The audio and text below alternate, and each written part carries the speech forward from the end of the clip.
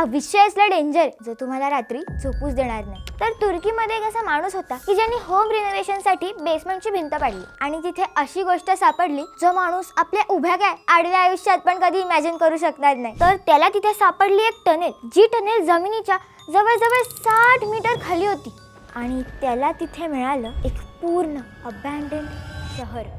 अबॅन्डन्ड म्हणजे जिथे कोणी सजीव नव्हता पण शहर होतं, जे शहर सायंटिस्ट नुसार 2000 वर्ष जुनं असावं. आणि सगळ्यात डेंजर म्हणजे तिथे 20,000 लोक एकत्र राहू शकतील आणि निवांत राहू शकतील अशी जागा होती. गंमत म्हणजे इतकं खाली असून सुद्धा या सगळ्या रूम्स व्हेंटिलेटेड होत्या. जेव्हा याचा शोध घेतला तेव्हा तिथे जेवण, पाणी आणि वाईन सुद्धा सापडली. तिथे प्रत्येक रूम साठी दरवाजा, किचन सुद्धा होतं. आहे एवढंच नाही, तिथे हॉस्पिटल्स, घोड्याचा तबेला आणि लोकांना गाडण्यासाठी सिमेंट सुद्धा होती. खरंच? अरे हो खरंच. आणि पुढची गोष्ट ऐकून तर तुलाही घाम फुटेल, कारण तिथे होता बाहेरच्या लोकांना अडकवण्यासाठी एक डेंजरस सापळा, जिथून बाहेर पडणं अनेकांच्या बेरोजगारीतनं बाहेर पडण्यापेक्षाही अवघड आहे. काही लोक म्हणतात की हे एलियनचंच काम असावं, पण हे नक्की कोणी बनवलं हे अजून कोणालाच कळालेलं नाहीये. म्हणूनच तर म्हणते